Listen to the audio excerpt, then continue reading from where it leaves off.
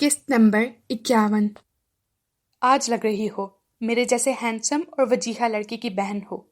معمولی سا ڈسٹمپر کر لیا کرو، تھوڑی بہت خوبصورت لگنے لگتی ہو۔ کار ڈرائیو کرتے شمیر کی زبان رواں تھی۔ وہ ڈے ڈیوٹی سے فارغ ہو کر لائبہ کے پاس آ گیا تھا۔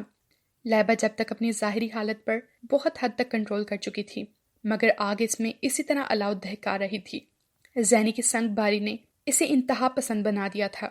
انجام سے بے پرواہ ہو کر اس نے اسامہ کو آفس فون کر ڈالا تھا کہ وہ اس سے فوری ملنا چاہتی ہے۔ اس نے فلاور ان ہوٹل کا ایڈریس دے دیا کہ وہ آفس سے فارغ ہو کر وہاں پہنچ رہا ہے۔ وہ بھی شمیر کے آنے کے بعد تیار ہو کر اس کے ساتھ آؤٹنگ کا بہانہ کر کے آ گئی تھی۔ میرون اینڈ بلیک جارجٹ کی ریشم کی کڑھائی والے ڈبل شرٹ سوٹ میں خوبصورت لگ رہی تھی۔ خلاف معمول اس نے میرون لپسٹک ہونٹوں پر لگائی تھی۔ کانوں میں بلیک ڈائمنڈ کے 3 ٹاپس تھے۔ یہ سیٹ اور سوٹ اس کے لیے نبیل لایا تھا۔ گلے میں وہ ڈائمنڈ کا لاکٹ تھا جو اسامہ نے اسے نکاح والے دن پہنایا تھا اور اس نے اتار کر سیف میں رکھ دیا تھا، مگر آج پہن لیا تھا۔ کبھی کبھی مسکرایا کرو، فیس ویلیو بڑھتی ہے یار۔ اتنی چھیڑ چھاڑ کے جواب میں لائبہ کو گم سم بیٹھا دیکھ کر اس نے اس کے سر سے دوپٹہ بگاڑا۔ تم دوپٹہ نہ کھینچا کرو سر سے، مجھے چڑ ہے اس بات سے۔ لائبہ نے دوبارہ دوپٹہ درست کیا۔ تم اماں جان کی طرح دوپٹہ اوڑھتی ہو بالکل، مجھے نہیں اچھی لگتی اتنی سی عمر میں اتنی بزرگی۔ ہوٹل فلاور ان کی طرف کار ٹرن کرو، وہ رسٹ واچ دیکھتے ہوئے بولی۔ اوہ، اتنا مہنگا ہوٹل، تم یہاں مجھے ڈنر کرواؤ گی؟ واہ، جواب نہیں تمہارا، بہن ہو تو ایسی۔ تمہیں اس ہوٹل کا کیسے خیال آ گیا؟ یہ جگہ تو ملک کے بڑے اور نامور لوگوں کے لیے محسوس ہے۔ کیا ہماری انٹری منع ہے اس ہوٹل میں؟ نو سسٹر، پیسہ اتنا پاورفل انٹری ہے کہ ہر جگہ اس کی بدولت انٹری مل جاتی ہے۔ وہ اس عظیم الشان امریکن طرز تعمیر عمارت کا گیٹ کراس کر کے اندر داخل ہوتا ہوا بولا۔ سامنے پارکنگ لاٹ میں کار لاک کرتے ہوئے گرے کاٹن کے کلف شدہ سوٹ میں ملبوس اسامہ کو دیکھ کر اس نے بے اختیار کار سائڈ میں روک دی تھی۔ پھر اس نے بوکھلا کر لائبہ کی طرف دیکھا تھا، مگر اس کے چہرے پر اطمینان تھا، اس نے بھی اسے دیکھ لیا تھا۔ وہ کار لاک کر کے اندر کی طرف ہی چلا گیا۔ ہیلو شمیر، اس قدر حیرانی سے کیوں دیکھ رہے ہو؟ وہ اس کی طرف جھک کر مخاطب ہوا۔ اوہ، آپ یہاں اچانک؟ اس کی سمجھ میں نہیں آ رہا تھا اب کیا ہوگا۔ باہر تو نکلو، اندر چائے کے دوران باتیں کریں گے۔ نہیں، چائے وغیرہ سے ہم فارغ ہو چکے ہیں، ہمیں گھر جلدی جانا ہے، پھر کبھی صحیح۔ آپ کیا کہتی ہیں؟ یہ ڈاکٹر ہیں، ان کے پاس واقعی وقت کی قلت رہتی ہے، آپ کو تو کوئی جلدی نہیں ہوگی؟ وہ براہ راست لائبہ سے مخاطب ہوا تھا۔ لائبہ خاموشی سے دروازہ کھول کر باہر نکل آئی تھی۔ تم جاؤ شمیر، میں آ جاؤں گی، وہ جھک کر شمیر سے بولی۔ لائبہ، کیا ہو رہا ہے؟ اس کی شوخی ہوا ہو چکی تھی، عجیب ہونک لگ رہا تھا وہ اس وقت۔ تمہیں مجھ پر اعتماد ہے نا؟ میں آ کر تمہیں سب کچھ بتا دوں گی۔ مجھے امید ہے تم گھر کسی سے بھی ابھی جا کر کچھ بتاؤ گے نہیں۔ اوکے، خدا حافظ۔ تم مجھے اب نارمل لگ رہی ہو لائبہ، شمیر کے لہجے میں تشویش تھی۔ تم فکر مت کرو، میں ٹھیک ہوں، جاؤ۔ اس دوران اسامہ دونوں سے لاتعلق کھڑا رہا۔ شمیر چلا گیا تو وہ اس کے ہمراہ اندر چلی آئی۔ ہال میں زیبائش و تزئین دیکھنے سے تعلق رکھتی تھی۔ بہت پرسکون اور خاموش ماحول تھا۔ بہت دھیمے سروں میں میوزک بج رہا تھا۔ ویٹر کی رہنمائی میں وہ روم تک پہنچ گئے جو اسامہ نے یہاں آنے سے پہلے ہی بک کروا لیا تھا۔ روم کے سینٹر میں بنی گلاس وال سے باہر بنی مصنوعی آبشار اور جھیل کا دلکش منظر اور ہرے بھرے پودوں درختوں کا گارڈن بہت خوبصورت لگ رہا تھا۔ وہ گداز صوفے پر بیٹھ گئی تھی، جبکہ اسامہ سگریٹ سلگائے آبشار سے گرتے پانی کو دیکھ رہا تھا۔ دونوں ہی ایک دوسرے کے پہلے بولنے کے منتظر تھے۔ لائبہ لفظوں کو ترتیب دے رہی تھی، مگر ہر بار ترتیب بگڑ جاتی تھی۔ کافی وقت دونوں کی خاموشی کی نظر ہو گیا تھا۔ غالباً تم مجھے کوئی انفارمیشن دینا چاہتی ہو یا ڈائیورس پیپر پر سائن لینا چاہتی ہو مجھ سے۔ اس خاموشی کو اس کی گھمبیر اور سرد آواز نے توڑا۔ وہ اس کے مقابل صوفے پر بیٹھا ہوا ترش روی سے بولا۔ اس کی نگاہیں اس کے دلکش چہرے کا تفصیلی سے جائزہ لے رہی تھیں۔ مکمل استحقاق کے ساتھ اس نے کچھ کہنا چاہا تھا، مگر وہ اس کی نگاہوں کی تپش اور لباس سے پھوٹتی پوائزن کی خوشربا مہک سے چکرا کر رہ گئی تھی۔ یہ لو، لپسٹک صاف کرو۔ اس نے اپنا معطر وائٹ رومال اس کی طرف بڑھایا۔ تمہارے سنگار کو جب تک میں مکمل انداز میں نہیں دیکھ لیتا، اس سے قبل میں اجازت نہیں دے سکتا کہ تم میری امانت میں خیانت کرو۔ تمہارے حسن کو میں نے ابھی نظر بھر کے نہیں دیکھا تو کسی اور کو کیسے برداشت کر سکتا ہوں؟ بہت سیلفش ہوں میں اس معاملے میں۔ لائبہ کی انا چمکی، مگر اس نے خاموشی سے رومال سے ہونٹ رگڑ ڈالے۔ وائٹ رومال پر میرون رنگ جگہ جگہ نمایاں ہو گیا۔ اس نے رومال خاموشی سے درمیانی ٹیبل پر رکھ دیا۔ سبحان اللہ، اس قدر تابعداری ایک نفرت زدہ شخص کی! مجھے کسی خطرے کی بو آ رہی ہے۔ وہ رومال فولڈ کر کے جیب میں رکھتا ہوا حیرانی سے بولا۔ میں شرمندہ ہوں اپنے رویے پر۔ مجھے ایسا بہیو آپ کے ساتھ نہیں کرنا چاہیے تھا۔ پلیز مجھے معاف کر دیں۔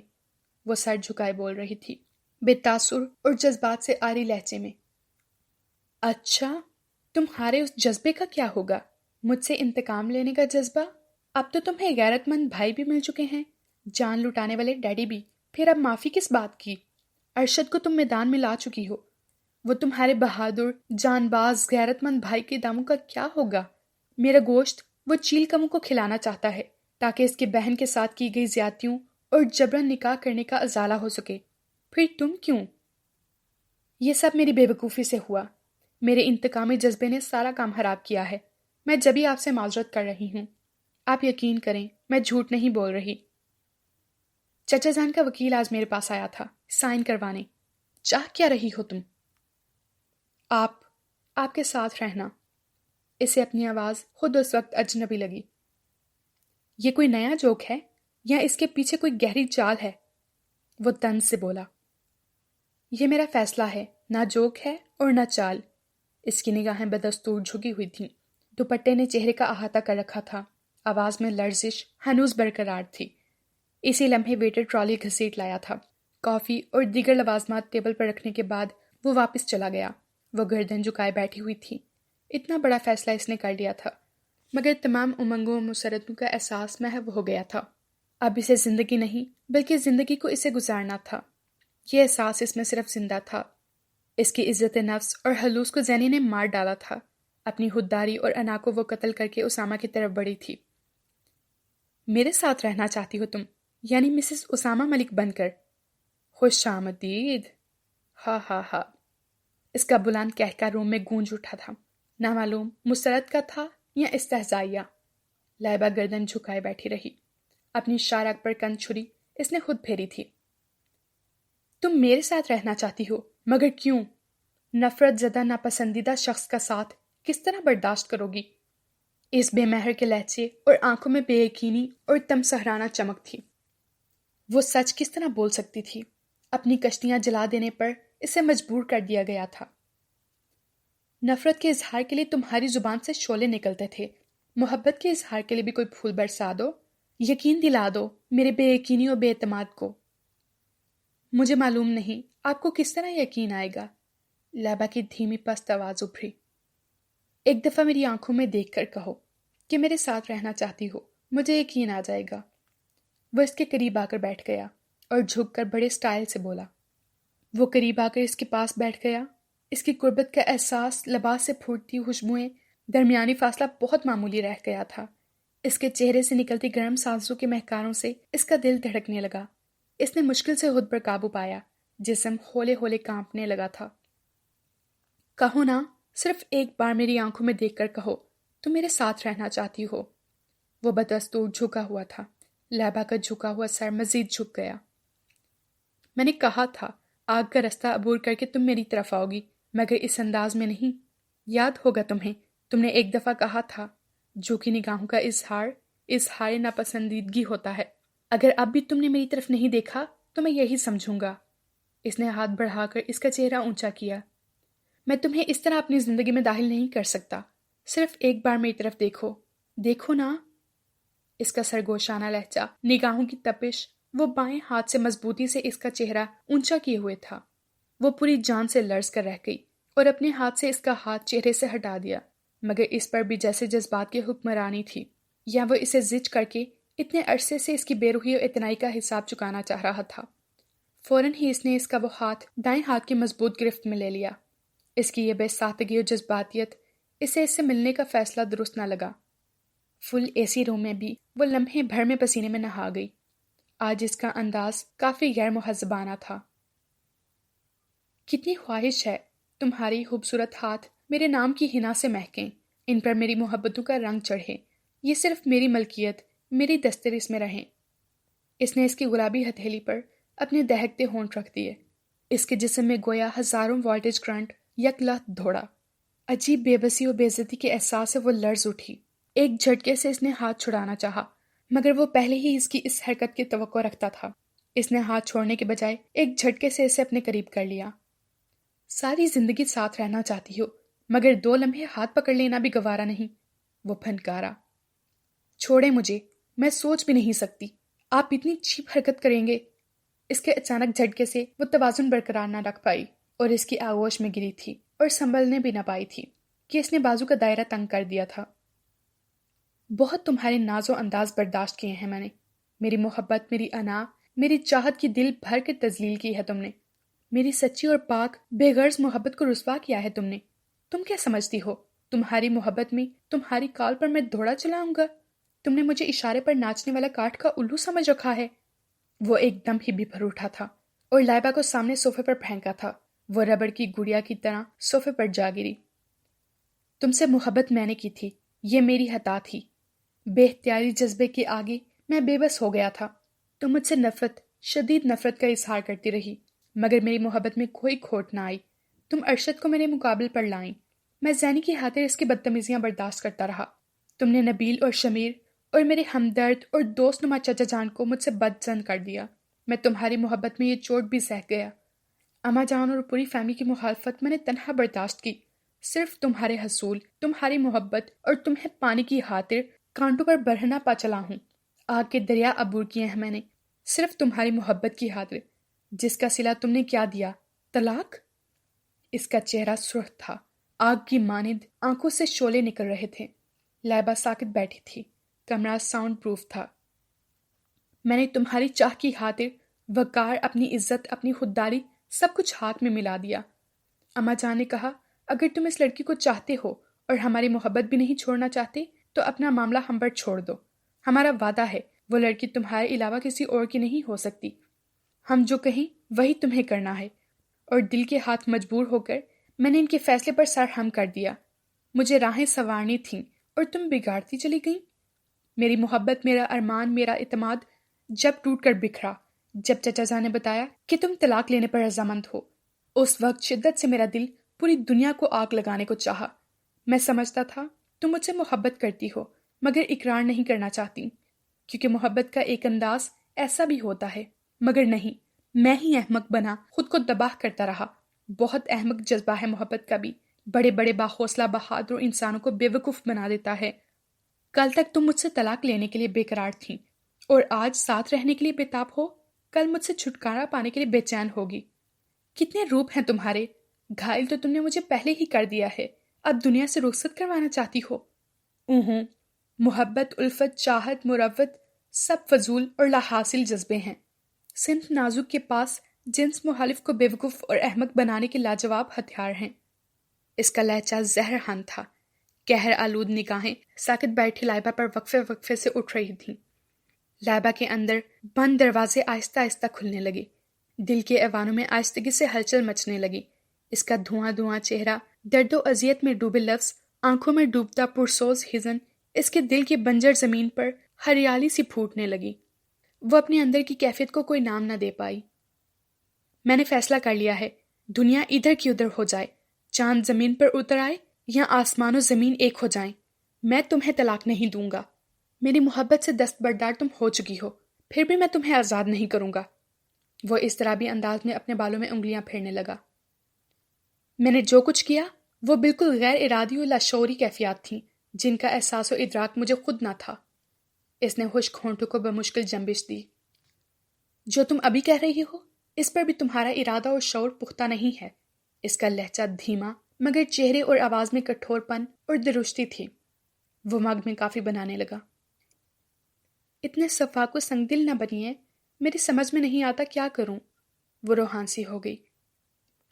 تم نے مجھے کبھی ترخ و اعتنا نہ جانا، کبھی میری پرابلم شیئر نہیں کی، کبھی میرے جذبوں کی پذیرائی نہ کی، اور میں مشک ستم بنا ہوا تمہارا دفاع کرتا رہا، مگر تمہارے ایک فیصلے نے میرے تمام مہکتے جذبوں، چاہتوں کے تمام خوش رنگ پھولوں کو مرجھا دیا ہے، میرے گلشن محبت کو جلا کر راکھ کر دیا ہے۔ اب میرے اندر صرف جلے ہوئے جذبوں، مرے ہوئے ارمان ہیں، جلی ہوئی محبتوں کا دھواں ہے۔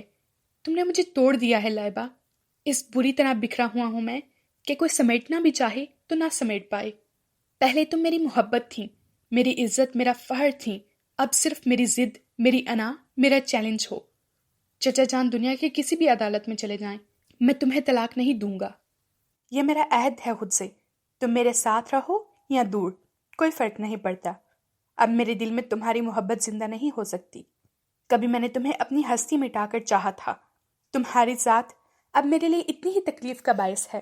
آئندہ میرے سامنے مت آنا۔ اس کے لہجے میں اتنا درد و کرب اور مایوسی تھی جیسے اپنے تابوت میں خود آخری کیل ٹھونک رہا ہو۔ خدا کے لیے ایسا نہ کہیں، میں کہاں جاؤں گی، کیا کروں گی؟ وہ بری طرح رو پڑی۔ یہ آنسو، یہ آہیں بیکار ہیں لائبہ۔ توبہ کے دروازے ایک مدت تک کھلے رہتے ہیں۔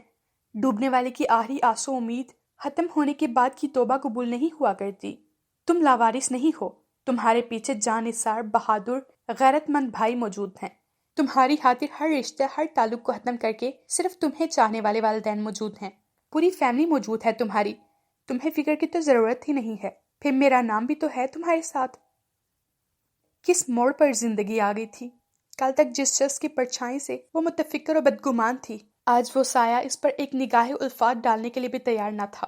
وہ جب بھی اس سے ملا، جرحانہ انداز و تیور کے ساتھ ملا، مگر اس پر نگاہ پڑتے ہی وہ جھاگ کی طرح بیٹھ جایا کرتا تھا۔ مگر آج تو وہ اپنی محبت اور چاہت جیسے دفنا کر آیا تھا۔ اس کی کوئی التجا، کوئی آنسو معافی اور تلافی، کوئی بھی اس پتھر میں دراڑ نہ ڈال سکی تھی۔ اس کا لہجہ، اس کا انداز قطعی تھا۔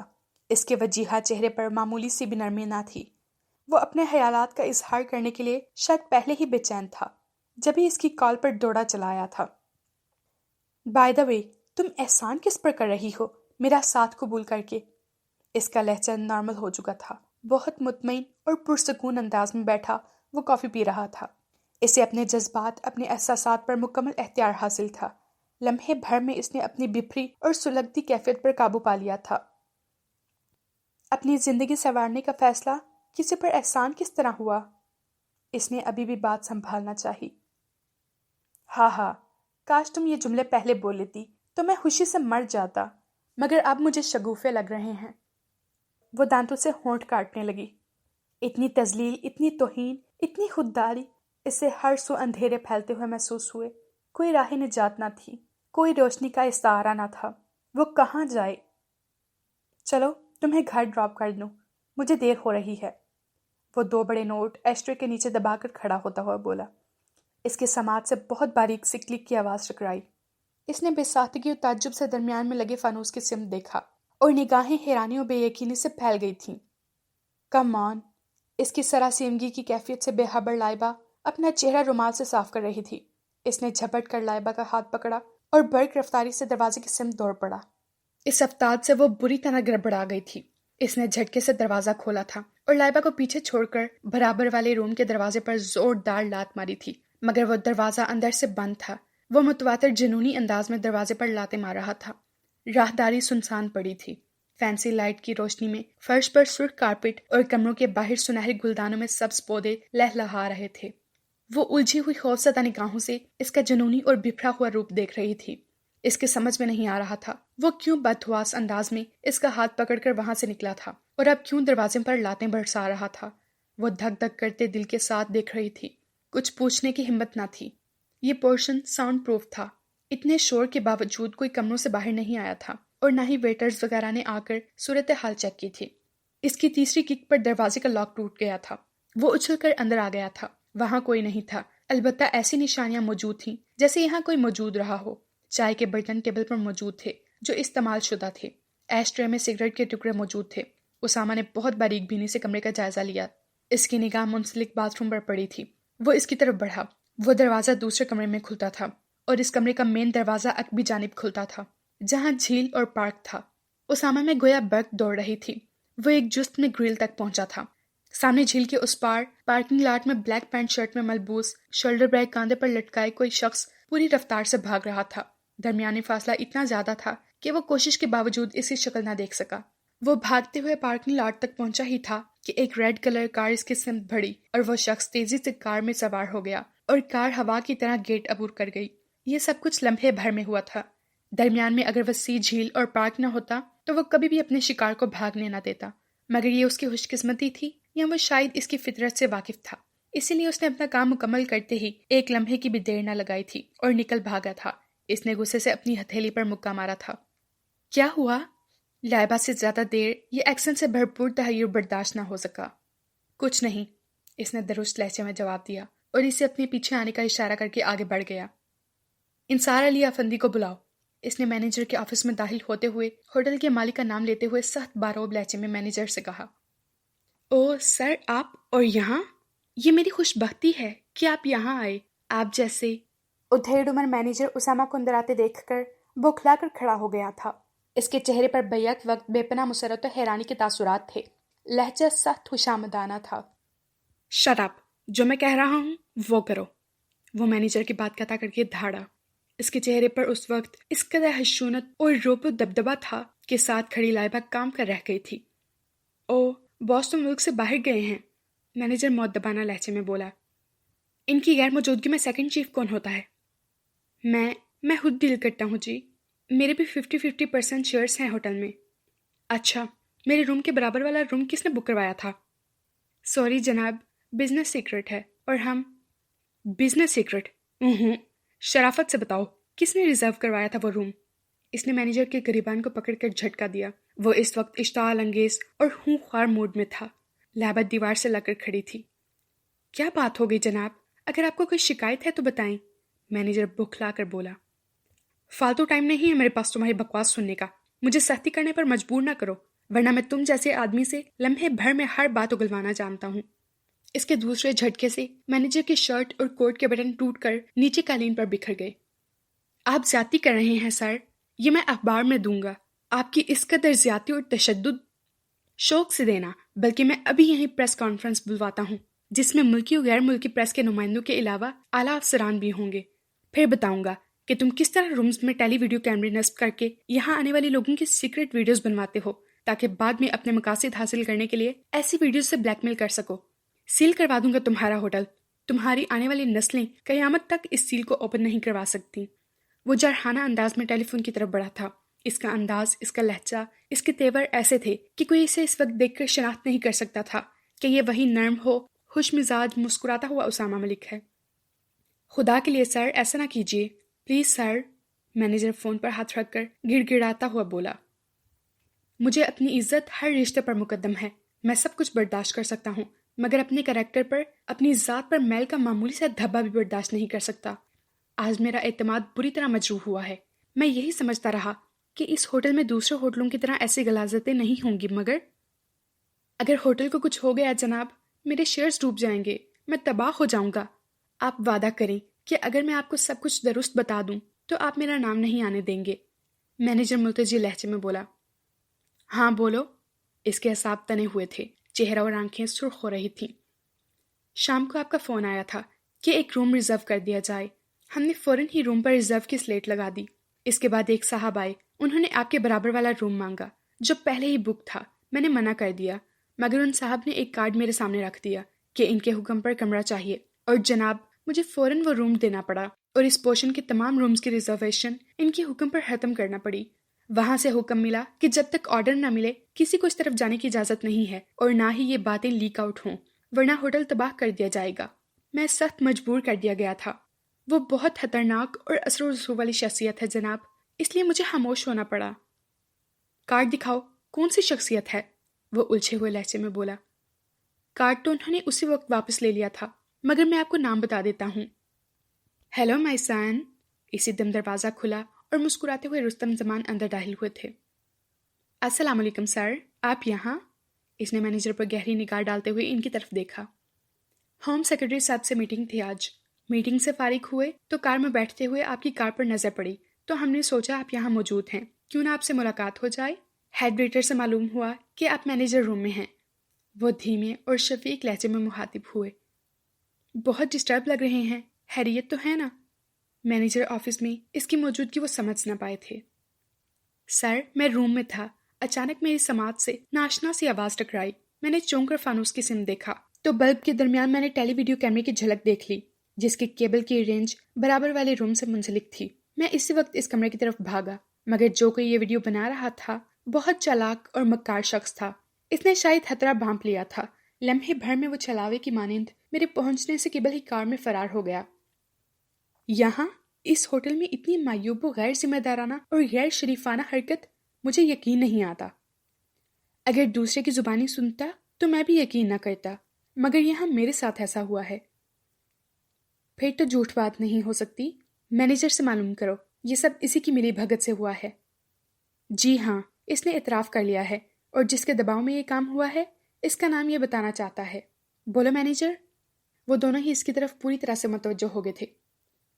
ہو سمجھ گیا، یہ گھٹیا حرکت احسان فاروقی کے علاوہ کسی اور کی نہیں ہو سکتی، کیونکہ مینیجر صاحب یہی نام ہے جو آپ بتانا چاہ رہے ہیں۔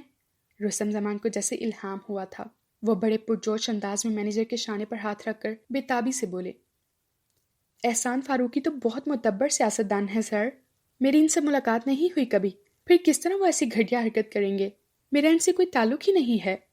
اسامہ الجھے ہوئے انداز میں بولا، مائستان، سیاست میں ایسی بیگانہ چالیں بھی چلی جاتی ہیں۔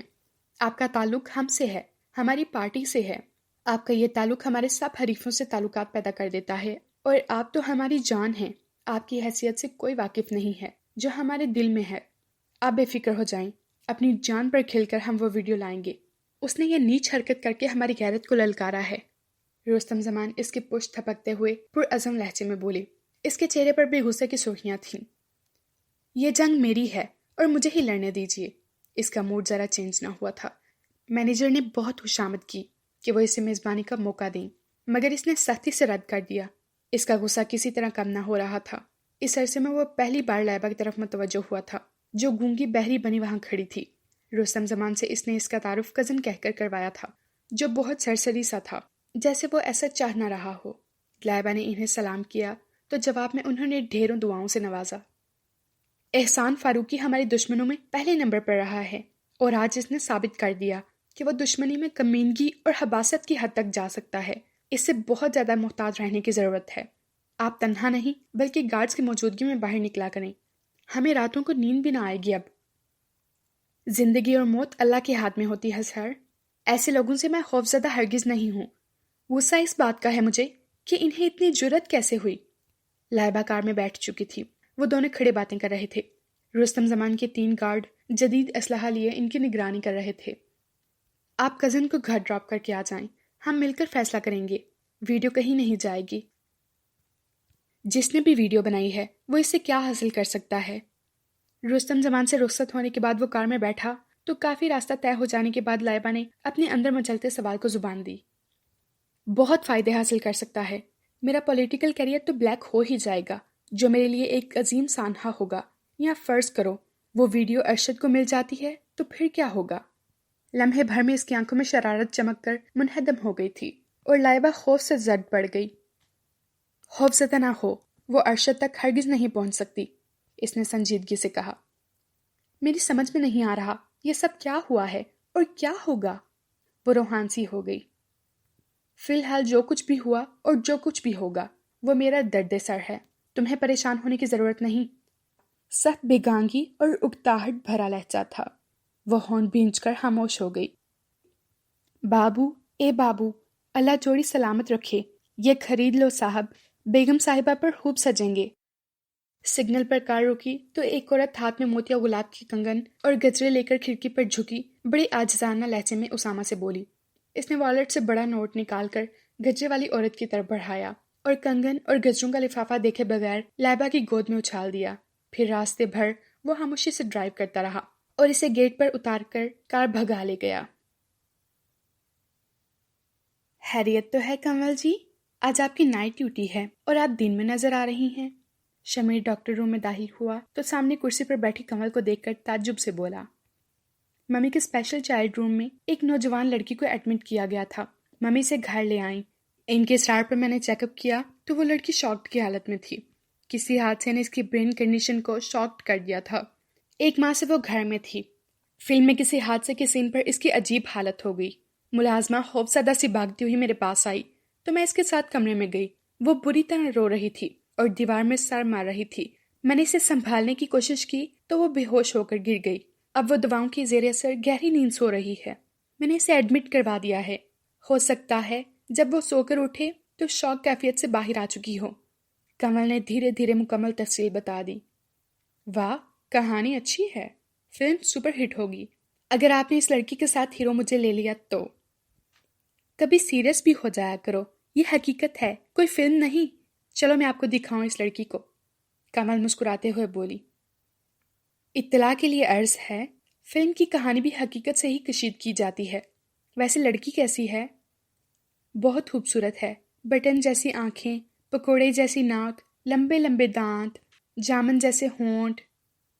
اوہ، ہو بہو آپ پر گئی ہے، کہیں آپ کی وہ گم شدہ جڑواں بہن تو نہیں ہے؟ شمیر ہنسا۔ بی بی جی، بڑے صاحب کے مہمان آئے ہیں، میں نے انہیں بٹھا دیا ہے۔ اچھا، تم چائے وغیرہ تیار کر کے لاؤ، میں آخری 2 رکعتیں پڑھ کر جا رہی ہوں۔ لائبہ نے جو مغرب کی نماز پڑھ رہی تھی، سلام پھیرنے کے بعد ملازمہ کو ہدایت دیں، پھر نیت باندھ لی۔ السلام علیکم۔ لائبہ نے اندر قدم رکھتے ہوئے آہستگی سے سلام کیا۔ سامنے صوفے پر وہ بڑے طمطراق سے براجمان تھے۔ گہرے سوٹ میں ان کی پرسنالٹی خاصی پروکار و متاثر کن تھی۔ سرخی مائل چہرے پر کچھ اس طرح کا رعب و دبدبا تھا کہ مقابل خود بخود ہی مؤدب بن جائے۔ وعلیکم السلام، 10 منٹ سے میں یہاں تنہا ویٹ کر رہا ہوں، کہاں ہیں سب لوگ؟ میں نماز پڑھ رہی تھی، اس لیے آپ کو انتظار کرنا پڑا، جس کے لیے میں شرمندہ ہوں۔ ڈیڈی، ممی اور بھابھی نبیل بھائی کے ساتھ گئے ہیں پارٹی میں۔ وہ سامنے رکھے صوفے پر بیٹھتے ہوئے بولی۔ آپ نہیں گئیں؟ وہ بہت باریک بینی سے اس کا جائزہ لے رہے تھے، جیسے کچھ کھوجنا چاہ رہے ہوں۔ جی نہیں، دراصل میں پارٹیز وغیرہ اٹینڈ کرنے کی عادی نہیں ہوں۔ ملازمہ ٹرالی لے آئی تھی، وہ پلیٹ میں لوازمات نکالتے ہوئے خلاف عادت بہت تفصیلی جواب دے رہی تھی۔ وہ فرائض میزبانی کے طور پر ایسا کر رہی تھی یا ان کی شخصیت کی انفرادیت سے مرعوب ہو گئی تھی، اس کی خود سمجھ میں نہیں آ رہا تھا۔ اس نے ٹیشو پیپر پر رکھ کر پلیٹیں ان کی طرف بڑھائیں، جو انہوں نے شکریہ کہہ کر تھام لیں۔ ان کے انداز میں مہمانوں جیسا تکلف اور اجنبیت نہیں تھی۔ لائبہ ان کی جانچتی پرکھتی، ازحد گہرائی سے جائزہ لیتی، ان کی تیز نگاہیں مسلسل اپنے چہرے پر محسوس کر رہی تھی۔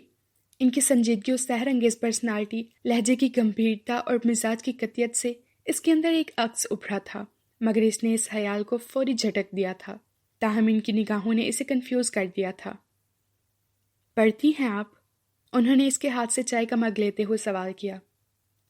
اسٹڈی سے میں فارغ ہو چکی ہوں، حال ہی میں ایم اے کیا ہے میں نے۔ گڈ، لگتا تو نہیں، چہرے سے آپ کالج گرل لگ رہی ہیں۔ اس کے گھبرائے پریشان کن چہرے پر نگاہ ڈالتے ہوئے وہ توصیفی لہجے میں بولے۔ لائبہ خاموشی سے نگاہیں جھکائے چائے پیتی رہی۔ کب تک آ جائیں گے یہ لوگ؟ انہوں نے ریسٹ واچ پر نگاہ ڈالتے ہوئے کہا۔ یہ تو مجھے معلوم نہیں، آپ ڈیڈی کے فرینڈ ہیں، نام بتا دیں آپ، انہیں آپ کا پیغام دے دوں گی کہ آپ ان سے ملنے آئے تھے۔ یہ آپ سے کس نے کہا کہ میں روہیل سے ملنے آیا ہوں؟ جی، ملازمہ نے یہی بتایا تھا۔ پھر آپ کس سے ملنے آئے ہیں؟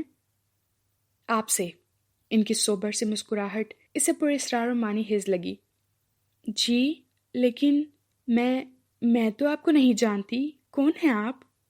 وہ بکھلا کر کھڑی ہو گئی تھی۔ میں اسامہ کا ڈیڈی ہوں۔ بظاہر وہ پرسکون اور دھیمے لہجے میں بولے تھے، مگر اسے لگا تھا قریب ہی بم بلاسٹ ہوا ہو جیسے۔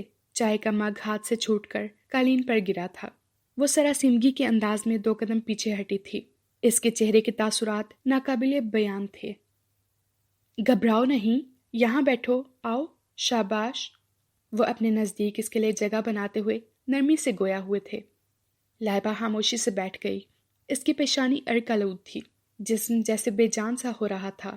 ان کے طرز گفتگو، پرسنالٹی، باوقار چہرے کی شباہت میں جو عکس نظر آیا تھا وہ حقیقت تھا۔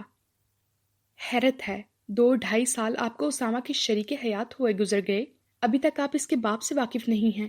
اس نے کیا نکاح سے قبل خود کو یتیم ظاہر کیا تھا؟ وہ جی، ایسی کوئی بات نہیں ہوئی تھی۔ اس کی لمبی پلکیں گلابی عارضوں پر مزید جھک گئیں۔ اسد صاحب اس کے جھکے سر کو دیکھتے رہ گئے۔ وہ آئے تو کسی اچھے ارادے سے نہیں تھے۔ جب سے انہوں نے اسامہ کے نکاح کا سنا تھا، وہ اس کی منکوحہ کا نام بھی سننا پسند نہیں کرتے تھے۔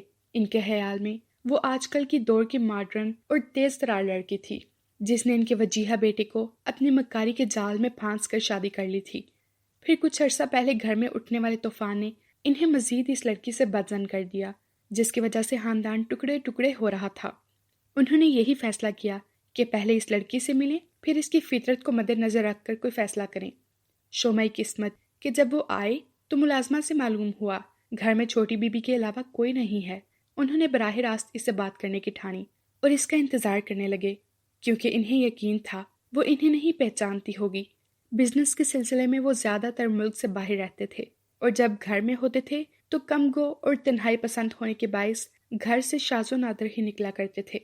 یہی وجہ تھی کہ یہاں کے ملازم بھی انہیں کوئی مہمان ہی سمجھے تھے، اور لائبہ بھی ان کی تعارف کرانے پر ہچکچائی تھی۔ خوش مزاج، خوش گفتار اور باحیا، دھیمے لہجے میں بات کرنے والی یہ لڑکی، جس کی سیاہ دراز پلکیں بارحیا سے بوجھل تھیں، جس کا چہرہ چاند کی طرح روشن اور شبنم کی طرح پاکیزہ تھا، جس نے چادر نما دوپٹہ اس انداز میں اوڑھا تھا کہ سر کا ایک بال نظر نہ آ رہا تھا، انہیں اپنے خیالات اور سوچوں کے برعکس لگی۔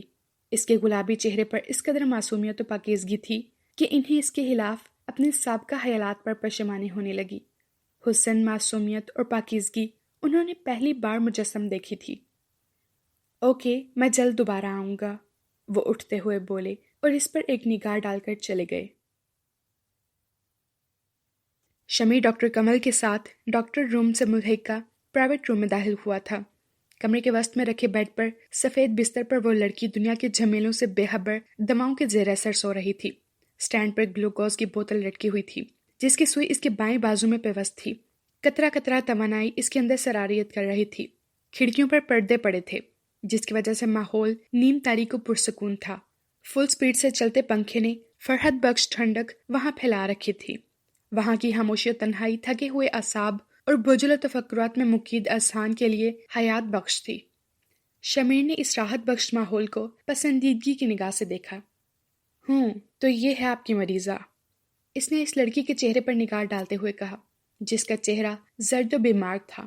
آنکھیں کبھی حسین رہی ہوں گی، مگر اس وقت مضبوطی سے بند تھیں، جن کے گرد گہرے سیاہ دبے دائرے کی صورت میں نمایاں تھے۔ زرد رخسار پچکے ہوئے تھے، ہونٹ خشک تھے۔ کبھی یہ چہرہ پربہار گلستان رہا ہوگا، اس وقت اجڑا ہوا ویران چمن بنا ہوا تھا۔ اس چہرے سے کچھ دریافت ہونے کی امید ہے؟ اسے بغور اس کو دیکھتے ہوئے پا کر کمل شوہی سے بولی۔ وہ شمیر کی برابر کھڑی اس کی حرکات و سکنات نوٹ کر رہی تھی۔ مجھے ایسا لگ رہا ہے کمل جی، میں نے یہ چہرہ کہیں دیکھا ہے، وہ کھوئے کھوئے انداز میں بولا۔ جی ہاں، آپ کے تقریباً سارے ہی چہرے دیکھے ہوئے ہوتے ہیں۔ کمل بے اختیار ہنس پڑی، قبل اس کے کہ شمیر کوئی جوابی حملہ کرتا۔ بیڈ پر پڑے اس بے سود وجود میں آہستگی سے حرکت پیدا ہوئی۔ وہ دونوں چونک کر اس کے نزدیک آ گئے۔ اسی لمحے اس نے آنکھیں کھول دیں۔ وحشت و خوف، پریشانی اور دکھوں کا ٹھاٹھے مارتا سمندر اس کی براؤن سرخی مائل آنکھوں میں موجزن تھا۔ وہ ان دونوں کو دیکھتے ہوئے جھٹکے سے اٹھ کر بیٹھی تھی۔ اس کی حالت ابھی خواصوں سے باہر تھی۔ آگ آگ، خون، بچاؤ! ایک دم ہی وہ لڑکی ہذیانی انداز میں چیخنے لگی۔ اس کی آنکھیں خوف و دہشت سے پھٹی ہوئی تھیں۔ وہ ہاتھ اور پاؤں اس طرح مار رہی تھی جیسے وہ آگ کی شعلوں سے بچنا چاہ رہی ہو۔ اس افتاد سے اس کے بازو سے سوئی بھی نکل گئی تھی۔ گلوکوز کے قطرے فرش پر گرنے لگے تو دونوں نے اسے قابو کرنے کی کوشش کی۔ اسی دم دو نرسیں بھی بھاگی ہوئی اندر داخل ہوئیں۔ اس کی خوفزدہ آواز کمرے سے باہر تک گونج رہی تھی۔ وہ چیخنے کے ساتھ ساتھ ان دونوں سے بازو چھڑانے کی بھرپور مزاحمت کر رہی تھی۔ اس کا انداز یہاں سے بھاگ نکلنے کا تھا۔ کمل نے نرس سے انجیکشن لے کر بمشکل اس کے مزاحمت کرتے چیختے چلاتے وجود کو سنبھالا اور انجیکشن اس کے بازو میں لگا دیا۔ 5 منٹ بعد وہ دوبارہ نیم بے ہوش ہو کر دراز ہو چکی تھی۔ شمیر ابھی بھی اسے الجھی ہوئی نگاہوں سے دیکھ رہا تھا۔ اس کا چہرہ اسے شناسا سا لگ رہا تھا، مگر کوشش کے باوجود یاد نہیں پڑتا تھا کہ کہاں دیکھا تھا اسے۔ اسی ادھیڑ بن میں وہ روم سے نکل گیا۔ ٹیک اٹ ایزی مائی سن، آپ اس قدر کیوں پریشان ہو رہے ہیں؟ رستم زمان نے اسامہ کے کاندھے پر ہاتھ رکھتے ہوئے اپنے محسوس شفیق و نرم لہجے میں کہا۔ سر، آپ میرے احساسات نہیں سمجھ سکتے، میں پچھلی 2 راتوں سے سویا نہیں ہوں۔ آپ کی ول پاور تو حد درجہ ہارڈ ہے، اس غیر اہم واقعے کو اتنی اہمیت کیوں دے رہے ہیں؟ یہ غیر اہم واقعہ نہیں ہے سر، قوت برداشت بھی ایک حد تک مصروف عمل رہتی ہے، اور جب انسان کو بلا وجہ ایسے بلائنڈ کرائسس سے گزرنا پڑتا ہے تو پھر برداشت و ضبط کی ساری حدیں کراس ہو جاتی ہیں۔ میں نے سیاسی دنیا میں بہت مخالفتوں اور تنقیدوں کو نظر انداز کر کے قدم رکھا تھا سر۔ میرے دل میں کرسی کی خواہش یا حکمرانی کا شوق نہیں ہے اور نہ ہی شہرت و اعزاز کی تمنا رہی ہے۔ میں نے صرف اور صرف لوگوں کی بے لوث خدمت کے جذبے سے مغلوب ہو کر اس ہرزار میں قدم رکھا تھا، مگر یہاں آ کر محسوس ہوا سیاست نے بھی 50 سالوں میں اپنا روپ بدل لیا ہے۔ آج تو بہت زیادہ سنجیدہ ہیں آپ، ورنہ جذباتی تو آپ کبھی بھی نہیں رہے تھے۔ جذبات بھی احساسات سے ہی جنم لیتے ہیں سر۔ میری ذہنی کنڈیشن اس قدر مشتعل ہو رہی ہے کہ ہر طرف آگ لگانے کو دل مچل رہا ہے۔ میرا اعتماد ٹوٹا ہے، میرا فخر، میرا مان خاک آلود ہو گیا ہے۔ جب اعتماد ٹوٹتا ہے تو انسان خود بھی ریزہ ریزہ ہو جاتا ہے۔ فخر و افتخار جب منافقت کی چادر میں ملفوف ہو کر آپ کے سامنے آتے ہیں تو آپ کے پاس کچھ بھی نہیں بچتا۔ بلیک پینٹ اور اسکائی بلیو شرٹ میں وہ کافی مشتعل اور غصے میں تھا، سرخ سرخ آنکھوں میں جیسے الاؤ دہک رہے تھے۔ اضطراب و انتشار اس کے چہرے سے مترشح تھا۔ ہم کوشش کر رہے ہیں کہ وہ مینیجر کہیں سے دستیاب ہو جائے۔ ہم نے پرسوں ہی اپنے آدمی اسے بلوانے کے لیے بھیج دیے تھے، مگر وہ ایسا غائب ہوا ہے کہ گویا زمین ہی نگل گئی یا آسمان کھا گیا۔ سر، وہ غائب ہوا ہے یا غائب کر دیا گیا ہے؟ اس نے ان کی آنکھوں میں دیکھتے ہوئے مانی خیز لہجے میں کہا۔ اسی لمحے دروازہ کھل کر ساحرہ خوشبو اڑاتی ہوئی وہاں آئی۔ کیا مقصد؟ ہم نہیں سمجھے۔ وہ چونکتے ہوئے اس کی طرف دیکھنے لگے۔ ان کی آنکھوں میں الجھن تھی۔ ارے چھوڑیے صاحب، یہ سمجھنے اور سمجھانے والی فضول باتیں۔ آج موسم بہت سہانا ہے، کہیں لانگ ڈرائیو پر چلتے ہیں۔ سرخ و سیاہ پرنٹ کی خوبصورت جارجٹ کی ساڑی میں، لائٹ میک اپ، نفیس جیولری اور باب کٹ ہیئر سٹائل میں وہ موسم بہار میں کھلنے والا پہلا گلاب محسوس ہو رہی تھی۔ اپنی شوق اور چنچل فطرت کے باعث اس نے اندر کی ٹینشن محسوس کیے بغیر انہیں کولڈ ڈرنک سرو کرتے ہوئے فرمائش کی۔ ہمیں افسوس ہے ڈیئر، آج ہم آپ کی فرمائش پوری نہیں کر سکتے۔ میں نے آپ کو بتایا تھا نا، اسامہ بیٹے کے ساتھ کچھ پرابلمز کریٹ ہوئی ہیں۔ جب تک وہ ویڈیو نہیں مل جاتی، اسامہ کے ساتھ ہم بھی پریشان اور الجھن کا شکار رہیں گے۔ وہ ملائمت سے ساحرہ سے مخاطب ہوئے تھے۔ آپ اتنے پریشان کیوں ہیں؟ ساحرہ اس کی جانب دیکھ کر کٹیلے لہجے میں بولی، جو حسب معمول اس کی آمد پر احتراماً کھڑا ہونے کے بعد سلام کر کے لاتعلق سا بیٹھ گیا تھا۔ کیا مجھے پریشان نہیں ہونا چاہیے؟ اس نے بغیر اس کی طرف دیکھے سرد لہجے میں الٹا سوال کیا۔ پریشان تو وہ لوگ ہوتے ہیں جنہیں اپنی سیکرٹس موویز یا سیکرٹ شیمفل ورک اوپن ہو جانے کا خطرہ لاحق ہو۔ آپ تو اس ٹائپ کے بندے نہیں ہیں، پھر کیوں گھبرا رہے ہیں؟ ساحرہ کے لہجے میں محسوس کی جانے والی چنگاریاں تھیں، جیسے اس کے اندر آگ جل رہی ہو۔ اسامہ بیٹے، آپ ساحرہ کی باتوں کا مائنڈ نہ کرنا، یہ ان کا مزاج ہے، سوچے سمجھے بغیر بات کرنا۔ مجھے پورا اعتماد و یقین ہے آپ پر کہ آپ کے افیئرز اس نوعیت کے نہیں ہو سکتے۔ پھر آپ جیسے متقی، پرہیزگار، احساسات و جذبات سے لاتعلق بندے کا کیا جواز ہے کسی نوجوان لڑکی سے تنہا کمرے میں ملاقات کرنے کا؟ لوگ موقع سے فائدہ اٹھا گئے۔ اس کے لہجے میں عجیب سی کاٹ تھی۔ آپ میرے بارے میں سوچ سوچ کر اپنا بلڈ پریشر ہائی نہ کیا کیجیے۔ آپ کے لیے ایک گڈ نیوز ہے کہ وہ نوجوان لڑکی نامحرم نہیں ہے، بلکہ میری وائف ہے، لائبہ اسامہ ملک۔ اس نے بہت ٹھہر ٹھہر کر دلکش لہجے میں انکشاف کیا۔ اس کے چہرے پر دلکش رنگ تھا، چلچلاتی ہوئی دھوپ میں جیسے یکدم ہی کوئی مہربان ابر برآں کے چھینٹے ماحول کو پرکیف ٹھنڈک بخش دیتے ہیں۔ اسی طرح لائبہ کے نام سے اس کے متوحش اعصاب اور متفکر چہرے پر سکون و اطمینان جاگزین کر دیا تھا۔ نہیں، آپ مذاق کر رہے ہیں۔ ساحرہ کی دنیا میں جیسے ایک دم ہی بھونچال آیا تھا۔ میں ایسے گھٹیا مذاق کرنے کا عادی نہیں ہوں جس میں کسی کی ذات الزام کی طرح پیش ہو۔ ویری امیزنگ، آپ نے تو ہمیں بہر حیرت میں غرق کر دیا ہے۔ بہت خوب، بہرکیف ہم جانتے ہیں کہ آپ نے کبھی غلط بیانی سے کام نہیں لیا۔ ہماری طرف سے اس حیرت انگیز انکشاف بلکہ پرمسرت خبر پر مبارکباد قبول کیجیے، اس شکوے کے ساتھ کہ آپ نے ہمیں اس بھرپور خوشی کے لازوال موقع پر ناقابل اعتماد جانا۔ ہم بھی آپ کا چہرہ دیکھ کر خوش ہو جاتے۔ ان کے لہجے میں مسرت بھی تھی اور دکھ بھی۔ ساحرہ کو اپنے ارد گرد دھواں ہی دھواں نظر آ رہا تھا، جس میں اس کا دم گھٹنے لگا تھا۔ دھوپ ڈھل چکی تھی، دھیمی دھیمی چلتی ہوا راحت بخش تھی۔ بلیو کاٹن کے شلوار سوٹ میں ملبوس وہ دوپٹہ اوڑھے لان میں بچھی کین کی کرسی پر بیٹھی سوچوں میں غرق تھی۔ ہوٹل میں جو واقعہ پیش آیا تھا اس میں ذہن الجھا ہوا تھا۔ مستزاد کل اچانک اسد صاحب کا اس سے بطور خاص ملاقات کرنا پریشان کر گیا تھا۔ ان کی باروب اور پروکار پرسنالٹی سے وہ مرعوب ہو گئی تھی۔ گھر کے کسی فرد کو اس نے نہیں بتایا تھا اسد صاحب کی آمد کا۔ اس کی سمجھ میں نہیں آ رہا تھا کہ کس انداز میں کیا کہہ کر ان کے بارے میں بتائے۔ رشتے دو تھے ان سے، مگر دونوں ہی مضبوط بھی کمزور بھی۔ کیا سوچ رہی ہو بیٹی؟